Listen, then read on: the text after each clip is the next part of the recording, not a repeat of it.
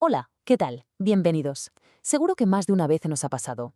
Escuchamos un argumento que, oye, suena perfecto, impecable, pero una vocecita interior nos dice que ahí falla algo. Bueno, pues hoy vamos a hacer precisamente eso. Vamos a desmontar esa maquinaria del pensamiento para entender de una vez por todas cuáles son las reglas ocultas de este juego. Esta es la gran pregunta, ¿verdad? A veces parece casi un truco de magia, pero no, no lo es.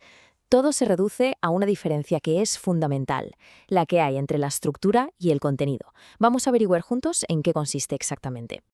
Para entender cómo funciona un argumento, lo primero es, como quien dice, abrir el capó y ver las piezas. Vamos a ponernos en modo mecánicos de la lógica para identificar cada componente y ver para qué sirve. A ver, razonar no es simplemente tener un pensamiento detrás de otro, es más bien como construir una cadena. La idea clave aquí es que una idea tiene que nacer lógicamente de la anterior. Es un proceso conectado, lo que llamamos una inferencia, donde cada eslabón se apoya firmemente en el que vino antes. Y claro, cuando esa cadena de pensamientos la sacamos de nuestra cabeza y la ponemos encima de la mesa, ya sea hablando o escribiendo, a eso es a lo que llamamos argumentación. Es, para que nos entendamos, el razonamiento hecho visible, listo para ser analizado. Fijaos, todo argumento tiene esta estructura. Las premisas son los cimientos. La conclusión es el tejado, pero la pieza más importante, y la que a menudo se nos pasa por alto, es la consecuencia. Ojo, no es la conclusión en sí, sino el vínculo, la estructura que une esos cimientos con el tejado. Si ese nexo falla, da igual lo demás. Todo el edificio se viene abajo. Y aquí llegamos al meollo de la cuestión, donde todo se pone de verdad interesante.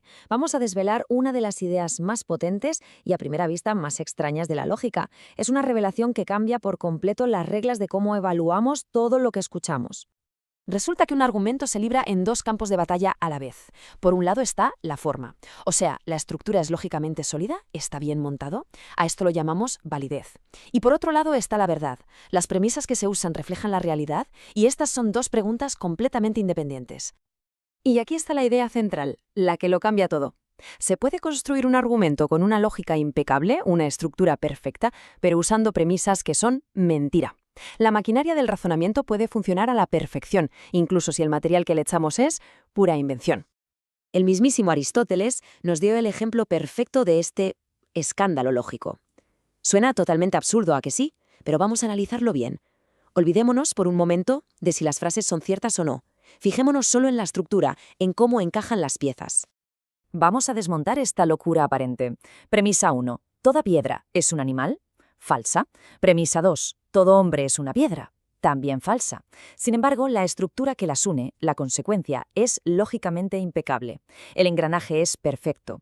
Y por pura y absoluta casualidad, la conclusión a la que llega es verdadera. Y esto lo demuestra todo. Sabemos que la conclusión es verdad por nuestro conocimiento del mundo, no porque el argumento nos haya llevado hasta ella. El razonamiento llegó a una respuesta correcta, sí, pero fue de chiripa, partiendo de dos mentiras como dos catedrales. Bueno, ahora que entendemos esa diferencia crucial entre la forma y la verdad, ya estamos listos para conocer las reglas del juego. Con estas leyes en la mano, cualquiera puede empezar a analizar argumentos con una mirada completamente nueva.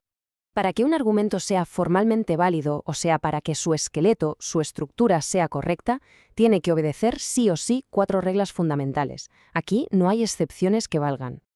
Vale, esta tabla puede parecer un poco liosa al principio, pero la lógica es bastante clara si vamos a lo importante. La primera fila es la regla de oro. Si las premisas, el antecedente, son verdaderas y la lógica es válida, la conclusión siempre será verdadera. Es la única garantía real que tenemos. Ahora, fijaos en las filas que empiezan por falso. Se pueden resumir en una sola idea, la regla del caos. Si partimos de premisas falsas, la conclusión puede ser cualquier cosa, verdadera o falsa. Da igual. Esto es exactamente lo que vimos con el ejemplo de Aristóteles. Esta es la frase que lo resume todo, la que hay que grabarse a fuego. De la verdad solo se sigue la verdad.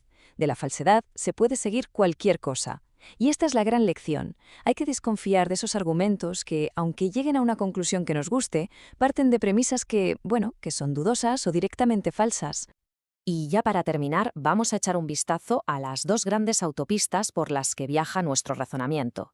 Casi todos los argumentos que nos encontramos en el día a día se pueden clasificar en una de estas dos categorías, o son deducción o son inducción.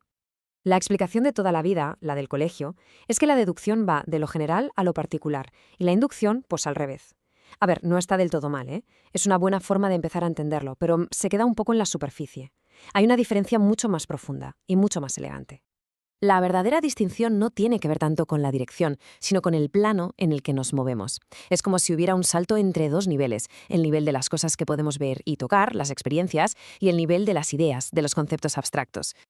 Lo que de verdad define a la inducción es que parte de experiencias concretas, de cosas que vemos, para construir una idea universal. Da un salto del plano de lo sensible al plano de los conceptos. La deducción, en cambio, ya juega en esa liga. Opera directamente dentro de ese plano de los conceptos universales, simplemente los organiza y saca conclusiones que en el fondo ya estaban ahí metidas.